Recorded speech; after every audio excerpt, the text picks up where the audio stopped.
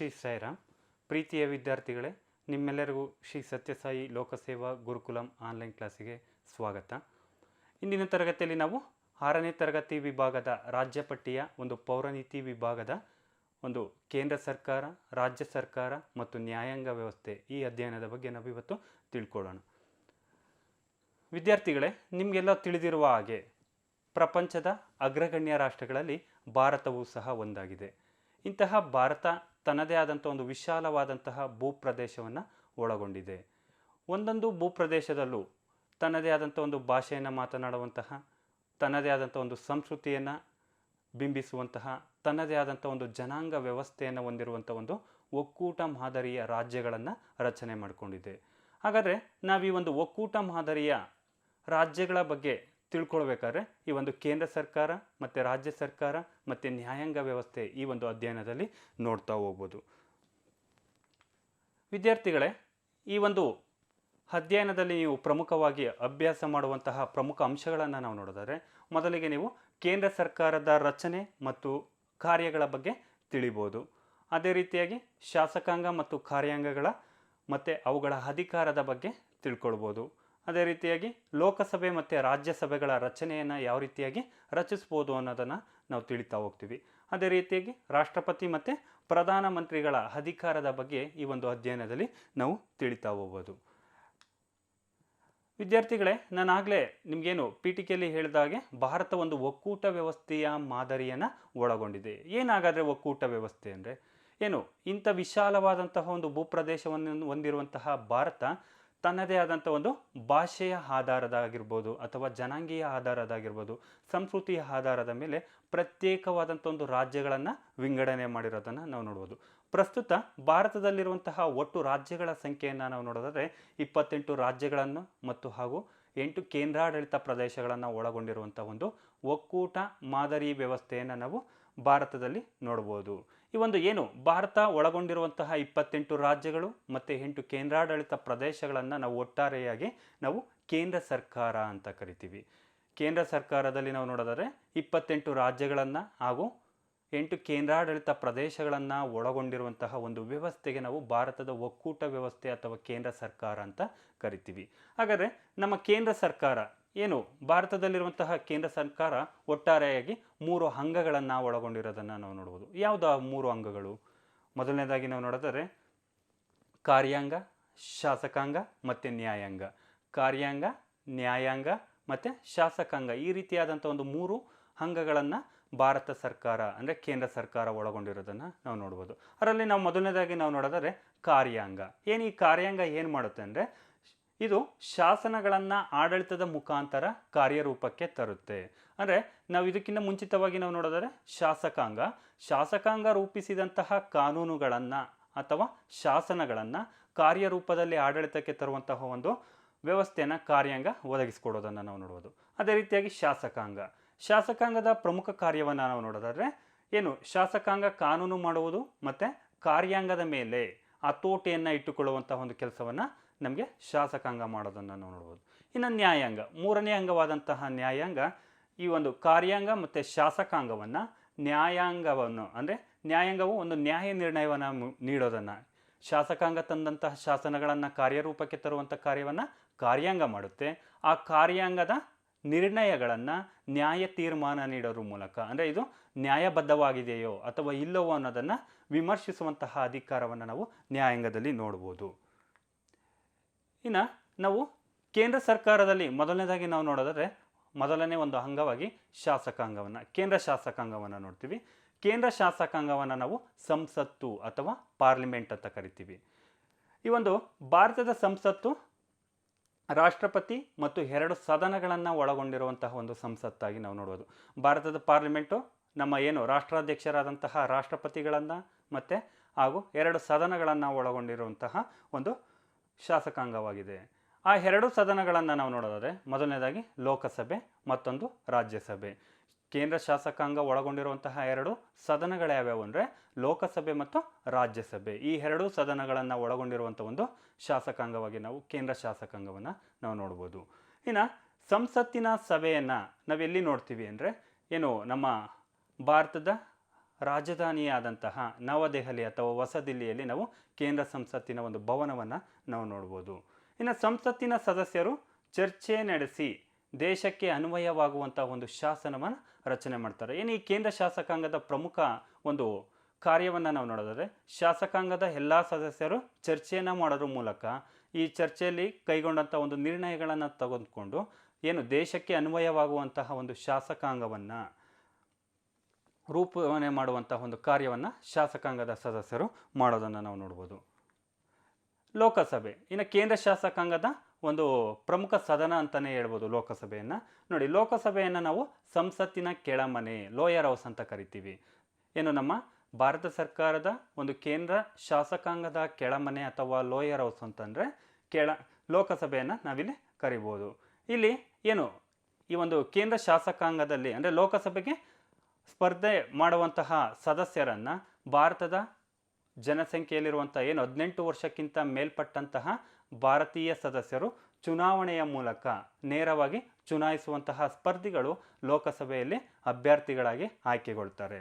ಇನ್ನು ಈ ಒಂದು ಭಾರತದ ಲೋಕಸಭೆಯ ಸದಸ್ಯರ ಗರಿಷ್ಠ ಸಂಖ್ಯೆಯನ್ನು ನಾವು ನೋಡಿದರೆ 552. ಒಟ್ಟಾರೆ ಏನು ನಮ್ಮ ಭಾರತದಲ್ಲಿರುವಂಥ ಎಲ್ಲ ರಾಜ್ಯಗಳಿಂದ ಲೋಕಸಭಾ ಸದಸ್ಯರು ಒಟ್ಟಾರೆಯಾಗಿ ಆಯ್ಕೆಗೊಳ್ಳುವುದು 552 ಜನ ಸದಸ್ಯರನ್ನು ಭಾರತದ 18 ವರ್ಷಕ್ಕಿಂತ ಮೇಲ್ಪಟ್ಟಂತಹ ಸದಸ್ಯರು ಚುನಾವಣೆಯ ಮೂಲಕ ನೇರವಾಗಿ ಆಯ್ಕೆ ಮಾಡೋದನ್ನು ನಾವು ನೋಡ್ಬೋದು.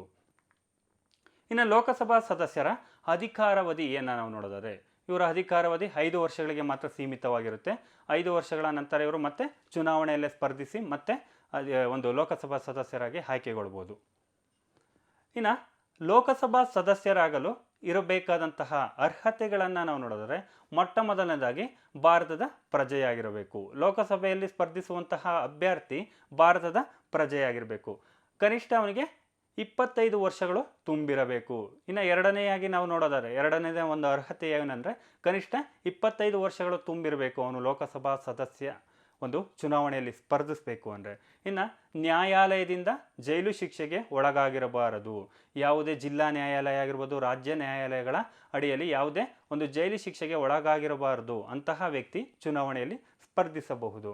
ಮತ್ತು ಅದೇ ರೀತಿಯಾಗಿ 4ನೇ ಒಂದು ಅಂಶವನ್ನು ನಾವು ನೋಡೋದಾದರೆ, ಅವನು ದಿವಾಳಿಯಾಗಿರಬಾರದು.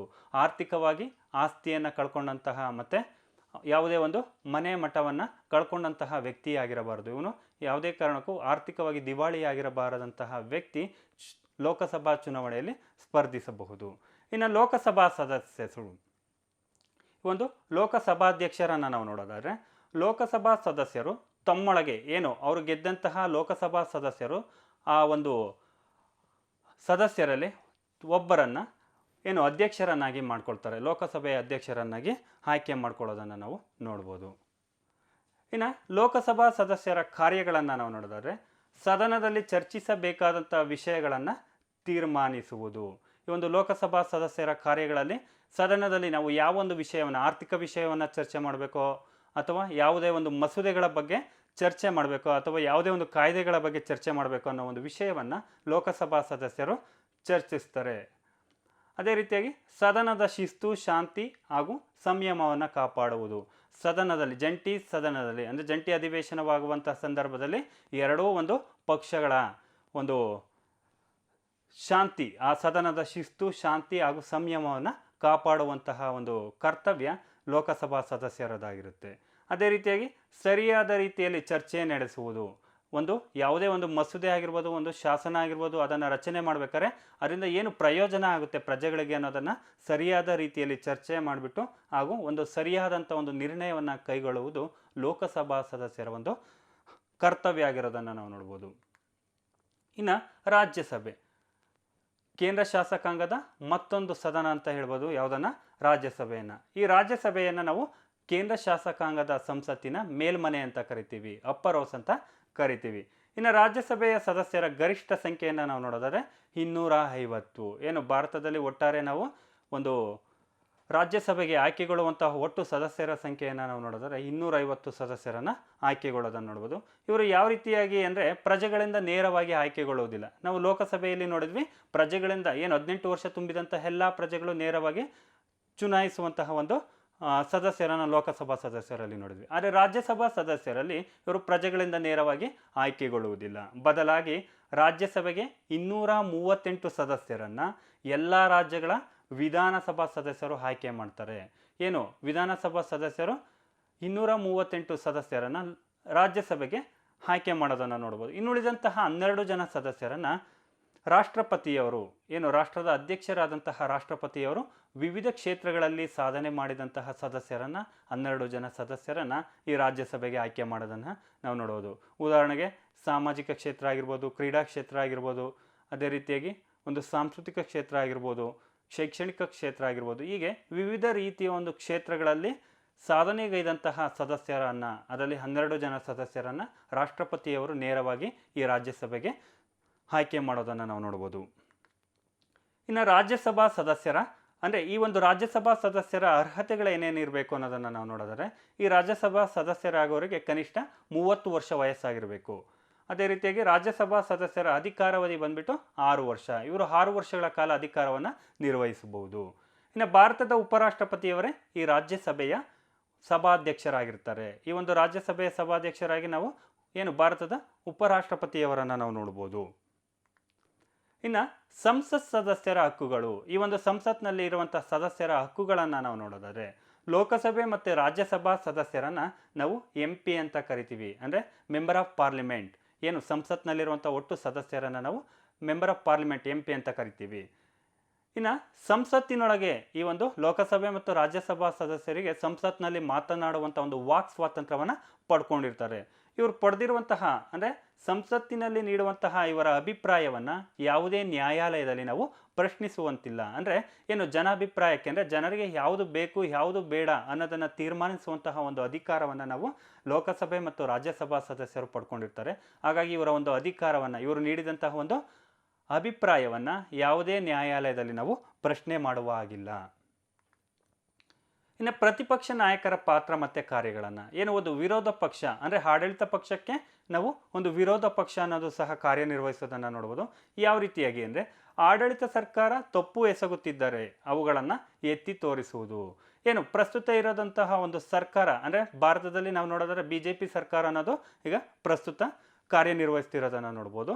ಆ BJP ಸರ್ಕಾರಕ್ಕೆ ಒಂದು ಪ್ರತಿಪಕ್ಷ ಸರ್ಕಾರವಾಗಿ ನಾವು ನೋಡೋದಾದ್ರೆ ಕಾಂಗ್ರೆಸ್ ಸರ್ಕಾರ, ಅಂದರೆ ಒಂದು ಆಡಳಿತ ಪಕ್ಷವಾಗಿರುವಂತಹ ಸರ್ಕಾರಕ್ಕೆ ಯಾವ ಒಂದು ಪಕ್ಷ ವಿರೋಧವಾಗಿರುತ್ತೋ ಆ ವಿರೋಧ ಪಕ್ಷದವರು ಈ ಆಡಳಿತ ಸರ್ಕಾರದಲ್ಲಿ ಮಾಡ್ತಿರುವಂಥ ತಪ್ಪುಗಳನ್ನು ತೋರಿಸ್ಬೋದು. ಅದೇ ರೀತಿಯಾಗಿ ಸರ್ಕಾರದ ನೀತಿ ನಿಯಮಗಳನ್ನು ಪರಾಮರ್ಶಿಸುವುದು. ಈಗ ಆಡಳಿತ ಸರ್ಕಾರ ಜಾರಿಗೆ ತಂದಂಥ ಒಂದು ನೀತಿ ನಿಯಮಗಳನ್ನು ಇದು ಜನಾಭಿಪ್ರಾಯಕ್ಕೆ ಮನ್ನಣೆಯಾಗಿದೆಯೋ ಅಥವಾ ಜನರಿಗೆ ವಿರೋಧವಾಗಿದೆಯೋ, ಈ ರೀತಿಯಾದಂಥ ಅಭಿಪ್ರಾಯವನ್ನು ವ್ಯಕ್ತಪಡಿಸುವಂಥದ್ದು ಒಂದು ಪ್ರತಿಪಕ್ಷ ನಾಯಕರಿಗೆ ಇರುವಂಥ ಒಂದು ಕಾರ್ಯವಾಗಿರೋದನ್ನು ನೋಡ್ಬೋದು. ಅದೇ ರೀತಿಯಾಗಿ ಸರ್ಕಾರ, ಮಂತ್ರಿಮಂಡಲ ಹಾಗೂ ಅಧಿಕಾರಗಳನ್ನು ಎಚ್ಚರಗೊಳಿಸುವುದು.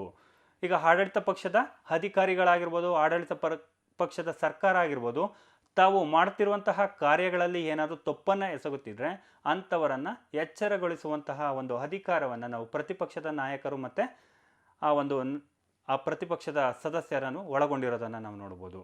ಇನ್ನು ಪ್ರತಿಪಕ್ಷದ ನಾಯಕರಿಗೆ ಒಂದು ಗೌರವಾನ್ವಿತ ಸ್ಥಾನ ಇರೋದನ್ನು ನಾವು ನೋಡ್ಬೋದು. ಏನು ನಮ್ಮ ಕೇಂದ್ರ ಸರ್ಕಾರದಲ್ಲಿ ಪ್ರತಿಪಕ್ಷ ಅಂದರೆ ಆಡಳಿತ ಪಕ್ಷಕ್ಕೆ ವಿರುದ್ಧವಾಗಿರುವಂಥ ಒಂದು ವಿರೋಧ ಪಕ್ಷದ ನಾಯಕರಿಗಾಗಿರ್ಬೋದು, ಆ ಒಂದು ಪಕ್ಷದ ಸದಸ್ಯರಿಗೆ ಒಂದು ಗೌರವಾನ್ವಿತ ಸ್ಥಾನವನ್ನು ನಾವು ನೋಡ್ಬೋದು. ಇನ್ನು ಸಂಸತ್ತಿನ ಅಧಿಕಾರಗಳನ್ನು ಮತ್ತು ಆ ಸಂಸತ್ತಿನ ಕಾರ್ಯಗಳನ್ನು ನಾವು ನೋಡಿದರೆ, ಮೊದಲಿಗೆ ಶಾಸನೀಯ ಅಧಿಕಾರ. ಏನು ಈ ಒಂದು ಶಾಸನೀಯ ಅಧಿಕಾರದಲ್ಲಿ ನಾವು ಪ್ರಮುಖವಾಗಿ ನಾವು ನೋಡಿದರೆ, ಸಂಸತ್ತಿನ ಮುಖ್ಯ ಕಾರ್ಯವೆಂದರೆ ಶಾಸನವನ್ನು ರಚಿಸುವುದು. ಏನು ಒಂದು ರಾಷ್ಟ್ರದ ಜನತೆಗೆ ಅನುಗುಣವಾಗಿ ಮತ್ತು ಅಲ್ಲಿರುವಂಥ ಒಂದು ವಿಧಿವಿಧಾನಗಳಿಗೆ ಅನುಗುಣವಾಗಿ ಒಂದು ಶಾಸನವನ್ನು ರಚಿಸುವುದು. ಇನ್ನು ಸಂಸತ್ತು ಶಾಸನವನ್ನು ತಿದ್ದುಪಡಿ ಮಾಡಬಹುದು ಮತ್ತು ರದ್ದುಪಡಿಸಬಹುದು. ನಾವು ಮೂಲಭೂತವಾಗಿ ಬಂದಂಥ ಒಂದು ಸಂವಿಧಾನದ ಕಾನೂನುಗಳನ್ನು ಮತ್ತು ಆ ಕಾನೂನುಗಳು ಏನಾದರೂ ಕಾರ್ಯಗೊಳ್ಳುವಲ್ಲಿ ವಿಫಲವಾದರೆ ಅಂತಹ ಒಂದು ಶಾಸನವನ್ನು ತಿದ್ದುಪಡಿ ಮಾಡ್ಬೋದು ಅಥವಾ ಆ ಒಂದು ಶಾಸನವನ್ನು ರದ್ದುಪಡಿಸುವಂಥ ಅಧಿಕಾರವನ್ನು ನಾವು ಸಂಸತ್ನಲ್ಲಿ ಪಡೆದಿರೋದನ್ನು ನೋಡ್ಬೋದು. ಇನ್ನು ಕೇಂದ್ರದ ಮಂತ್ರಿಮಂಡಲದ ಮೇಲೆ ನಿಯಂತ್ರಣವನ್ನು ಇಟ್ಟುಕೊಳ್ಳಬಹುದು. ಅಂದರೆ ಈಗ ಪ್ರಧಾನಮಂತ್ರಿ ಮತ್ತು ಪ್ರಧಾನಮಂತ್ರಿಯನ್ನು ಒಳಗೊಂಡಂತಹ ಸರ್ಕಾರ ಏನಿದೆಯೋ ಆ ಒಂದು ಮಂತ್ರಿಮಂಡಲದ ಮೇಲೆ ಒಂದು ನಿಯಂತ್ರಣವನ್ನು, ಅವರು ಅಧಿಕಾರವನ್ನು ಏನಾದರೂ ದುರುಪಯೋಗ ಪಡಿಸ್ಕೊಂಡಿದ್ರೆ ಆಗ ಸಂಸತ್ತಿನಲ್ಲಿ ಅವರು ಚರ್ಚಿಸಿ ಅವರ ವಿರೋಧವನ್ನು ವ್ಯಕ್ತಪಡಿಸುವಂತಹ ಒಂದು ಅಧಿಕಾರವನ್ನು ಸಹ ಪಡ್ಕೊಂಡಿದ್ದಾರೆ. ಅದೇ ರೀತಿಯಾಗಿ ವರ್ತನೆ ಅಥವಾ ನೀತಿಗಳು ಅಸಮಾಧಾನಕರವಾಗಿದ್ದರೆ, ಏನು ಕೇಂದ್ರ ಮಂತ್ರಿಮಂಡಲದ ಒಂದು ವರ್ತನೆಗಳಾಗಿರ್ಬೋದು, ಅವರ ಒಂದು ನೀತಿ ನಿಯಮಗಳು ಅಸಮಾಧಾನಕರವಾಗಿದ್ದರೆ ಬಹುಮತದಿಂದ ಮಂತ್ರಿಮಂಡಲವನ್ನು ವಜಾ ಮಾಡಿಸಬಹುದು. ಆಗ ಏನು ಆಡಳಿತ ಪಕ್ಷದಲ್ಲಿರುವಂತಹ ಒಂದು ಸರ್ಕಾರವನ್ನು ಈ ಲೋಕಸಭಾ ಸದಸ್ಯರು ತಮ್ಮ ಒಪ್ಪಿಗೆ ಮೇರೆಗೆ ಆ ಸರ್ಕಾರವನ್ನು ರದ್ದುಗೊಳಿಸಬಹುದು ಮತ್ತು ವಜಾ ಮಾಡುವಂಥ ಒಂದು ಅಧಿಕಾರವನ್ನು ಈ ಒಂದು ಶಾಸನೀಯ ಅಧಿಕಾರಗಳಲ್ಲಿ ಸಂಸತ್ತಿನ ಅಧಿಕಾರಿಗಳು ಹೊಂದಿರೋದನ್ನು ನಾವು ನೋಡ್ಬೋದು. ಇನ್ನು ಹಣಕಾಸಿನ ಅಧಿಕಾರಗಳು. ಈ ಹಣಕಾಸಿನ ಅಧಿಕಾರಗಳಲ್ಲಿ ನಾವು ನೋಡಿದರೆ ಹಣಕಾಸಿನ ವಿಧೇಯಕವನ್ನು ಮೊದಲು ನಾವು ಲೋಕಸಭೆಯಲ್ಲೇ ಮಂಡಿಸಬೇಕಾಗುತ್ತೆ. ಏನು ನಮಗೆ ಯಾವುದೇ ರೀತಿಯಾದಂಥ ಒಂದು ನಮ್ಮ ರಾಷ್ಟ್ರಕ್ಕೆ ಬೇಕಾದಂಥ ಒಂದು ಹಣಕಾಸಿನ ಬಿಲ್ ಅಥವಾ ಮಸೂದೆಗಳನ್ನು ಮಂಡಿಸ್ಬೇಕಂದ್ರೆ ಮೊದಲು ನಾವು ಲೋಕಸಭೆಯಲ್ಲೇ ಮಂಡಿಸಬೇಕು. ಲೋಕಸಭೆಯ ಸದಸ್ಯರ ಒಪ್ಪಿಗೆ ನಂತರ ನಾವು ರಾಜ್ಯಸಭೆಯಲ್ಲಿ ಪರಿಶೀಲನೆ ಮಾಡ್ಬೋದು. ಇನ್ನು ಸಂಸತ್ತಿನ ಒಪ್ಪಿಗೆ ಇಲ್ಲದೆ ಸರ್ಕಾರವು ಯಾವುದೇ ರೀತಿಯಾದಂಥ ತೆರಿಗೆಗಳನ್ನು ಸಂಗ್ರಹಿಸುವಂತಿಲ್ಲ ಮತ್ತು ಹಾಗೂ ಹಣವನ್ನು ವೆಚ್ಚ ಮಾಡುವಂತಿಲ್ಲ. ಈ ಒಂದು ಏನು ಲೋಕಸಭೆಯ ಸಂಸತ್ತಿನ ಸದಸ್ಯರ ಒಪ್ಪಿಗೆ ಇಲ್ಲದೆ ಕೇಂದ್ರ ಸರ್ಕಾರ ಯಾವುದೇ ರೀತಿಯಾದಂಥ ತೆರಿಗೆಗಳನ್ನು ಜನರಿಂದ ಅಥವಾ ಜನಪ್ರತಿನಿಧಿಗಳಿಂದ ಸಂಗ್ರಹಿಸುವಂತಿಲ್ಲ. ಅದೇ ರೀತಿಯಾಗಿ ಲೋಕಸಭಾ ಸದಸ್ಯರ ಒಂದು ಒಪ್ಪಿಗೆ ಇಲ್ಲದೆ ಯಾವುದೇ ರೀತಿಯಾದಂಥ ಹಣವನ್ನು ಸಹ ವೆಚ್ಚ ಮಾಡುವ ಹಾಗಿಲ್ಲ. ಈ ರೀತಿಯಾದಂಥ ಒಂದು ಹಣಕಾಸಿನ ಅಧಿಕಾರಗಳನ್ನು ನಾವು ಲೋಕಸಭಾ ಸದಸ್ಯರು ಒಳಗೊಂಡಿರೋದನ್ನು ನೋಡ್ಬೋದು. ಇನ್ನು ಆಡಳಿತದ ಅಧಿಕಾರ. ಸಂಸತ್ತಿನಲ್ಲಿ ಸದಸ್ಯರು ಕೇಳುವಂತಹ ಪ್ರಶ್ನೆಗಳಿಗೆ ಮಂತ್ರಿಗಳು ಜವಾಬ್ದಾರಿಯಿಂದ ಉತ್ತರ ನೀಡಬೇಕಾಗುತ್ತದೆ. ಅಂದರೆ ಏನು ಸಂಸತ್ನಲ್ಲಿರುವಂಥ ಸದಸ್ಯರು ಕೇಳುವಂಥ ಪ್ರಶ್ನೆಗಳಿಗೆ ಪ್ರಧಾನಮಂತ್ರಿ ಮತ್ತು ಅವರ ಮಂತ್ರಿಮಂಡಲ ಸರಿಯಾದಂಥ ಒಂದು ಜವಾಬ್ದಾರಿಯಿಂದ ಉತ್ತರವನ್ನು ನೀಡಬೇಕಾಗುತ್ತೆ. ಆಡಳಿತದ ಬಗ್ಗೆ ಏನಾಗ್ತಿದೆ, ಅಲ್ಲಿನ ಆಗು ಹೋಗುಗಳು ಏನು ಅನ್ನೋದ್ರ ಬಗ್ಗೆ ಸದಸ್ಯರಿಗೆ ಸರಿಯಾದಂಥ ಒಂದು ಮಾಹಿತಿಯನ್ನು ನೀಡಬೇಕಾಗುತ್ತೆ. ಇನ್ನು ಸದಸ್ಯರ ಮಂತ್ರಿಗಳ ಕಾರ್ಯನಿರ್ವಹಣೆಯನ್ನು ಗಮನಿಸಿ. ಅಂದರೆ ಆ ಮಂತ್ರಿಗಳು ಯಾವ ರೀತಿಯಾದಂಥ ಒಂದು ಕಾರ್ಯವನ್ನು ನಿರ್ವಹಿಸ್ತಿದ್ದಾರೆ, ಇವರು ಜನಪ್ರತಿನಿಧಿಗಳಾಗಿ ಕಾರ್ಯನಿರ್ವಹಿಸ್ತಿದ್ದಾರೋ ಇಲ್ವೋ, ಅವರು ಮಾಡ್ತಿರೋಂತಹ ತಪ್ಪುಗಳನ್ನು ಮತ್ತು ಅವರ ಅಧಿಕಾರದ ದುರುಪಯೋಗವನ್ನು ಟೀಕಿಸಬಹುದು. ಈಗ ಯಾರಾದರೂ ಆಯ್ಕೆಗೊಂಡಂತಹ ಜನಪ್ರತಿನಿಧಿಗಳು ಜನರ ಒಂದು ಹಿತಕ್ಕೋಸ್ಕರ ಅಥವಾ ಜನರ ಅಭಿವೃದ್ಧಿಗೋಸ್ಕರ ಏನು ಅಲ್ಲಿ ಶ್ರಮಿಸ್ತಾ ಇಲ್ಲ, ಅವರು ಅಧಿಕಾರವನ್ನು ದುರುಪಯೋಗ ಪಡಿಸ್ಕೊಳ್ತಿದ್ದಾರೆ ಅಂದರೆ ಅಂತಹ ಮಂತ್ರಿಗಳನ್ನು ಇವರು ಏನು ಮಾಡ್ಬೋದು, ಟೀಕಿಸಬಹುದು ಅಥವಾ ಅಧಿಕಾರದಿಂದ ಕೆಳಗಿಳಿಸುವಂತಹ ಒಂದು ಅಧಿಕಾರವನ್ನು ಪಡ್ಕೊಂಡಿದ್ದಾರೆ ಈ ಒಂದು ಆಡಳಿತ ಅಧಿಕಾರದ ಮೂಲಕ. ಇನ್ನು ಕೊನೆಯದಾಗಿ ನಾವು ನೋಡಿದ್ರೆ ಸಂವಿಧಾನವನ್ನು ತಿದ್ದುಪಡಿ ಮಾಡುವಂತಹ ಅಧಿಕಾರವನ್ನು ಒಳಗೊಂಡಿರೋದನ್ನು ನಾವು ನೋಡ್ತೀವಿ. ಏನು ಸಂಸತ್ತು ಸಂವಿಧಾನ ತಿದ್ದುಪಡಿ ಮಾಡುವಂತಹ ಅಧಿಕಾರವನ್ನು, ಈಗ ನಾನು ಆಗಲೇ ಹೇಳಿದೆ ನಿಮಗೆ ಶಾಸನೀಯ ಅಧಿಕಾರಗಳನ್ನು, ಅಂದರೆ ಜನಪ್ರತಿನಿಧಿಗಳಿಗೆ ಹಿತಕರವಾಗುತ್ತೋ ಇಲ್ವೋ ಅಥವಾ ಮೂಲ ಸಂವಿಧಾನದಿಂದ ಬಂದಿರುವಂತಹ ಈ ಶಾಸನ ಜನಪ್ರತಿನಿಧಿಗಳಿಗೆ ಯಾವ ರೀತಿಯಾದಂಥ ಸಹಾಯಕ ಆಗ್ತಿದೆ ಅಥವಾ ಆ ಕಾನೂನು ಅಥವಾ ಆ ಶಾಸನ ಅನ್ನೋದು ಜನಪ್ರತಿನಿಧಿಗಳಿಗೆ ತೊಂದರೆ ಮಾಡ್ತಿದೆ ಅಂದರೆ ಅಂತಹ ಒಂದು ಶಾಸನ ಅಥವಾ ಕಾನೂನನ್ನು ತಿದ್ದುಪಡಿ ಮಾಡುವಂತಹ ಅಧಿಕಾರವನ್ನು ನಮ್ಮ ಸಂಸತ್ತಿನ ಮೂಲಕ ಲೋಕಸಭಾ ಸದಸ್ಯರು ಒಳಗೊಂಡಿರೋದನ್ನು ನಾವು ನೋಡ್ಬೋದು. ಕೇಂದ್ರ ಸರ್ಕಾರವನ್ನು ನಾವು ಒಟ್ಟಾರೆಗೆ ನೋಡಿದರೆ 3 ಅಂಗಗಳನ್ನು ಒಳಗೊಂಡಿರೋದನ್ನು ನಾವು ನೋಡ್ತೀವಿ. ಮೊದಲನೇದಾಗಿ ಶಾಸಕಾಂಗ, ಕಾರ್ಯಾಂಗ ಮತ್ತು ನ್ಯಾಯಾಂಗ. ಶಾಸಕಾಂಗದಲ್ಲಿ ನಾವು ನೋಡಿದರೆ ಲೋಕಸಭೆ ಮತ್ತು ರಾಜ್ಯಸಭೆಯನ್ನು ಒಳಗೊಂಡಿರೋದನ್ನು ನೋಡ್ತೀವಿ. ಲೋಕಸಭೆ ನಾವು ಸಂಸತ್ತಿನ ಕೆಳಮನೆ ಅಂತಲೂ ರಾಜ್ಯಸಭೆಯನ್ನು ಸಂಸತ್ತಿನ ಮೇಲ್ಮನೆ ಅಂತಲೂ ಕರಿತೀವಿ. ಲೋಕಸಭೆಯ ಒಟ್ಟು ಸದಸ್ಯರನ್ನು ನಾವು ನೋಡಿದರೆ 552. ಈ ಸದಸ್ಯರು ದೇಶದ ಜನಪ್ರತಿನಿಧಿಗಳಿಂದ ಅಂದರೆ ಜನರಿಂದ ನೇರವಾಗಿ ಆಯ್ಕೆಗೊಳ್ಳುವಂತಹ ಒಂದು ಸದಸ್ಯರಾಗಿರ್ತಾರೆ. ಇನ್ನು ರಾಜ್ಯಸಭೆಯ ಸದಸ್ಯರು ಒಟ್ಟಾರೆ 250. ಈ ಸದಸ್ಯರು ಜನರಿಂದ ನೇರವಾಗಿ ಆಯ್ಕೆಗೊಳ್ಳೋದಿಲ್ಲ. ಇನ್ನು ಕಾರ್ಯಾಂಗವನ್ನು ನಾವು ನೋಡಿದರೆ ರಾಷ್ಟ್ರಪತಿ, ಪ್ರಧಾನಮಂತ್ರಿ ಮತ್ತು ಪ್ರಧಾನಮಂತ್ರಿಯನ್ನು ಒಳಗೊಂಡಂಥ ಒಂದು ಕೇಂದ್ರ ಮಂತ್ರಿಮಂಡಲ ವ್ಯವಸ್ಥೆಯನ್ನು ಒಳಗೊಂಡಿರೋದನ್ನು ನಾವು ಕಾರ್ಯಾಂಗದಲ್ಲಿ ನೋಡ್ತೀವಿ. ಇನ್ನು ನ್ಯಾಯಾಂಗದಲ್ಲಿ ನಾವು ನೋಡೋದಾದರೆ ಸರ್ವೋಚ್ಚ ನ್ಯಾಯಾಲಯ ಅಂದರೆ ರಾಷ್ಟ್ರ ಮಟ್ಟದಲ್ಲಿರೋದನ್ನು ನೋಡ್ತೀವಿ. ಇನ್ನು ಉಚ್ಚ ನ್ಯಾಯಾಲಯ ಪ್ರತಿಯೊಂದು ರಾಜ್ಯದ ಹಂತದಲ್ಲೂ ಇರೋದನ್ನು ನಾವು ನೋಡ್ಬೋದು. ಇನ್ನು ಕೇಂದ್ರ ಸರ್ಕಾರವನ್ನೇ ಹೋಲುವಂತಹ ಮತ್ತೊಂದು ಸರ್ಕಾರ ವ್ಯವಸ್ಥೆ ಅಂದರೆ ರಾಜ್ಯ ಸರ್ಕಾರ ವ್ಯವಸ್ಥೆ. ಈ ರಾಜ್ಯ ಸರ್ಕಾರದಲ್ಲೂ ನಾವು ಒಟ್ಟಾರೆಯಾಗಿ ನೋಡಿದರೆ 3 ಅಂಗಗಳನ್ನು ಒಳಗೊಂಡಿರೋದನ್ನು ನೋಡ್ಬೋದು. ಶಾಸಕಾಂಗ, ಕಾರ್ಯಾಂಗ, ನ್ಯಾಯಾಂಗ. ಅದರಲ್ಲಿ ವಿಧಾನಸಭೆ ಮತ್ತು ವಿಧಾನ ಪರಿಷತ್ 2 ರೀತಿಯ ಸದನಗಳನ್ನು ಒಳಗೊಂಡಿದೆ. ನಾವು ವಿಧಾನಸಭೆಯನ್ನು ರಾಜ್ಯ ಶಾಸಕಾಂಗದ ಕೆಳಮನೆ ಅಂತಲೂ, ಇನ್ನು ವಿಧಾನ ಪರಿಷತ್ತನ್ನು ನಾವು ರಾಜ್ಯ ಶಾಸಕಾಂಗದ ಮೇಲ್ಮನೆ ಅಂತಲೂ ಕರಿತೀವಿ. ಇನ್ನು ವಿಧಾನ ಪರಿಷತ್ನ ಒಟ್ಟು ಸದಸ್ಯರನ್ನು ನಾವು ನೋಡಿದರೆ 225 ಸದಸ್ಯರು. ಇನ್ನು ವಿಧಾನ ಪರಿಷತ್ನ ಸದಸ್ಯರನ್ನು ನೋಡಿದರೆ 75 ಸದಸ್ಯರು ಆಯ್ಕೆಗೊಳ್ಳೋರು. ಇನ್ನು ಕಾರ್ಯಾಂಗದಲ್ಲಿ ರಾಜ್ಯ ಕಾರ್ಯಾಂಗದಲ್ಲಿ ನಾವು ನೋಡೋದಾದ್ರೆ ರಾಜ್ಯಪಾಲ, ಮುಖ್ಯಮಂತ್ರಿ ಮತ್ತು ರಾಜ್ಯ ಮಂತ್ರಿಮಂಡಲವನ್ನು ಒಳಗೊಂಡಿರೋದನ್ನು ನಾವು ನೋಡ್ಬೋದು. ಇನ್ನು ನ್ಯಾಯಾಂಗದಲ್ಲಿ ನಾವು ನೋಡೋದಾದ್ರೆ ಉಚ್ಚ ನ್ಯಾಯಾಲಯ ಅಂದರೆ ರಾಜ್ಯ ಮಟ್ಟದಲ್ಲಿರುವಂತಹ ನ್ಯಾಯಾಲಯ ಆಗಿರುತ್ತೆ. ಇನ್ನು ಅಧೀನ ನ್ಯಾಯಾಲಯಗಳು ಜಿಲ್ಲಾ ಮಟ್ಟದಲ್ಲಿ ಇರ್ಬೋದು ಅಥವಾ ತಾಲೂಕು ಮಟ್ಟದಲ್ಲಿ ಇರೋದನ್ನು ನಾವು ನೋಡ್ಬೋದು.